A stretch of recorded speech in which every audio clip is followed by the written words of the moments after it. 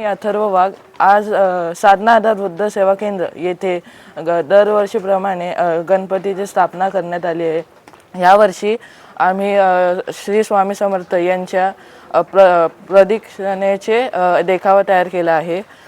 बाप्पाची जी मूर्ती आहे ती शाडू मातीने बनवलेली आहे। आम्ही बाप्पाचे विसर्जन हे इथेच करतो।